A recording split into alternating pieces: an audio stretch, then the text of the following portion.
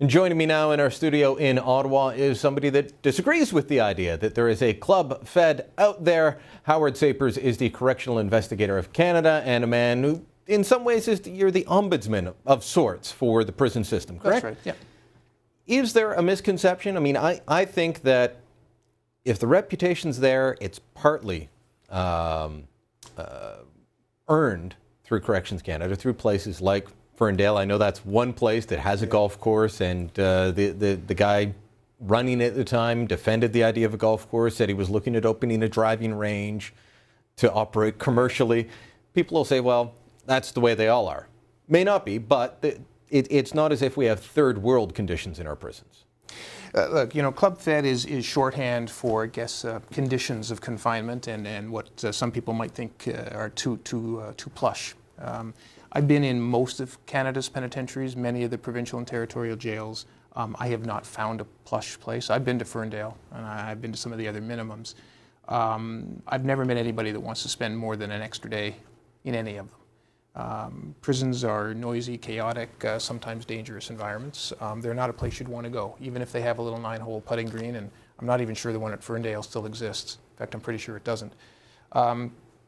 You know, Canada has a range of prison environments. They have specialized prisons for women. They have psychiatric centers for people who are acutely mentally ill. They have healing lodges for some Aboriginal offenders. There's some very good programs that go on in our penitentiaries. But let's not make any mistake. These are not places where you'd want to spend time. And in fact, some of the conditions are almost third world. We're retrofitting a prison right now in Western Canada to put indoor plumbing in it. We have prisons that are over 100 years old. Most of our prisons are over 40 years old. We're still using Kingston Pen. It was opened in 1835. Right. Before we get into that, though, and I think it's madness that on the one hand you've got some political actors saying this government's spending too much on prisons and critiquing the prison conditions at the same time. You can't do both. I think if you're going to improve it, you have to. We'll talk about that in a moment. But the idea of big screen TVs, Xbox 360s, all of these sorts of things going on. Gyms, gym-type memberships that a lot of Canadians can't afford to have in their own home, can't afford to buy. People look at that and they say, well, they do have it better in some ways than I do, and so they get upset. What would you respond to that? Well, you know, people are certainly entitled to their opinions. They should get some first-hand knowledge, though, and they should perhaps join a citizens advisory committee or go on a tour of a penitentiary and see for themselves. You know, the saying in Canada, and in fact in most of the civilized world, the saying is you're sent to prison as punishment, not for punishment. Meaning that the courts have decided to send you to prison, that you need to be separated from society, and that you might get the benefit of some intervention, some programming to deal with your offending behavior, maybe some mental health care. But the purpose of prison is to make you better. It's to make you better in society. It's so when you're released, you can be released safely. You can't have the conditions too austere or too punishing inside, or you're going to defeat your own purpose. You're not going to release people better for the experience. You're not going to release people that are able to cope better in free society once they get out. So it's a balance. Canada's balance has been studied around the world, and it's considered not a bad balance. But as I said, these are not plush places. And as far as gym memberships and that goes, I can show you lots of gymnasiums in Canadian penitentiaries, but very little equipment. You know, I can show you lots of time spent in the yard, but just people walking around in circles. I can. So it's not the guys sitting there. You're sent to prison because you've been beating somebody up. You go to prison. You spend 3 years lifting weights and getting bigger so that you can crush somebody's head better next time. You know, I'm sure that somebody will find an example of that. I'm just telling you that's not the norm. That's not my experience. Let's talk about the issue of the cost of prisons, sure, and the age of them. I agree that prison. I think prison is for punishment, just not rehabilitation. But I agree that you shouldn't be punished while you're there. In terms of there shouldn't be violence going on.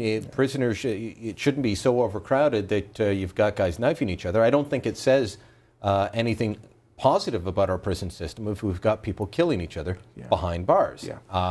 That's not how it should be. So let's talk about this idea of a prison building spree. As I say, you've got political actors saying on the one hand, this government's spending too much on prisons, on the other hand saying our prisons are in rotten shape. Are they building enough to take care of the overcrowding population that you've identified? Sure. Well, let me answer your question by breaking it in half.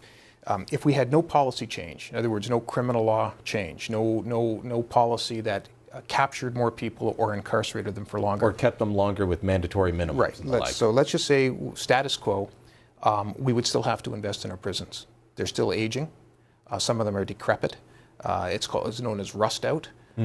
We have to invest in that. And this isn't just for the benefit of inmates. I mean, a safe environment for inmates is also a safe environment for staff. You know, there's 17,000 staff and soon to be maybe 5,000 more working for the Correctional Service of Canada from coast to coast. These are workplaces that have to be safe and productive as well. They have to be safe for the guards, for the wardens, everybody else. Absolutely. So we need to invest in that. And we need to make sure that we're also following the law. There's no sense in putting somebody in prison because they broke the law and not being lawful about how you detain them.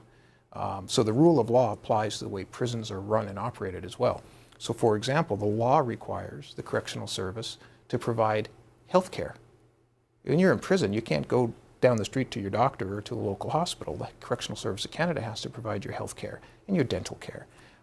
We have programs to deal with people's addictions inside prisons. These things cost money, and you have to hire competent people to deliver those programs. So yeah, there is a need to not only have the infrastructure, the bricks and mortar, but also a need to invest in the human resources so that corrections can be effective.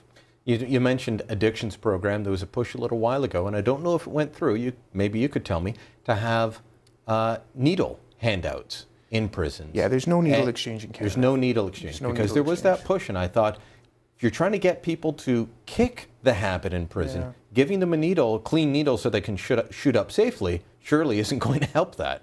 No, but you know, that push, by the way, came from a public health perspective. The hepatitis C infection rate in Canadian penitentiaries is at a minimum 30% of the population.